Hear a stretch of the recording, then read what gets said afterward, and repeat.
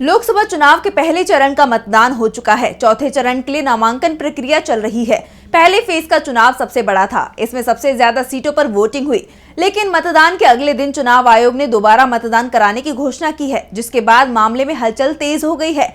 चुनाव आयोग की घोषणा ने पहले कघरान के मतदान को लेकर कई सवाल पैदा कर दिए हैं।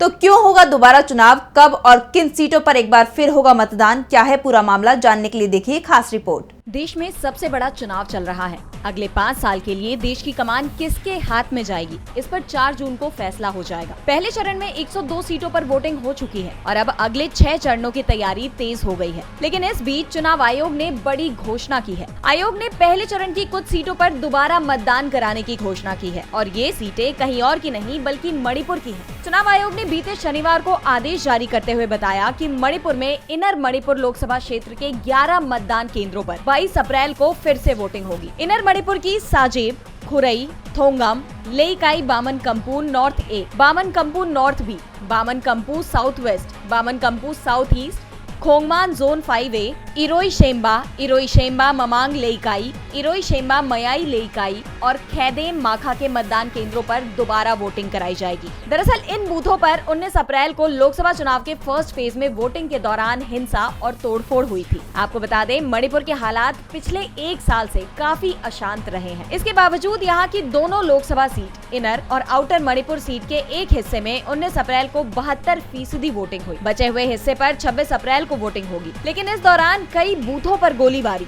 ईवीएम में तोड़फोड़ और बूथ कैप्चरिंग की घटनाएं सामने आई। बिष्णुपुर जिले के थमन पोकपी में मतदान केंद्र पर गोलीबारी में 3 लोग घायल हो गए। वहीं इम्फाल ईस्ट के थोंगजू के एक बूथ पर ईवीएम में तोड़फोड़ की खबर भी सामने आई। कांग्रेस ने बूथों पर कब्जा करने और चुनाव में धांधली का आरोप लगाते हुए राज्य के 47 मतदान केंद्रों पर फिर से वोटिंग कराने की मांग की थी, जिसके बाद आयोग ने इन 11 केंद्रों पर मतदान को अमान्य घोषित कर दिया है। हालांकि इस बार मतदान में सुरक्षा व्यवस्था के और भी पुख्ता इंतजाम रखे जाएंगे, लेकिन मणिपुर के कुकी और मैतेई समुदायों के बीच जब तक सुलह नहीं हो जाती, तब तक वहां परिस्थितियों के सामान्य होने के आसार नजर नहीं आ रहे। ऐसे में अब इस बार मतदान कैसे होगा, ये देखने वाली बात है। डीबी लाइव की रिपोर्ट।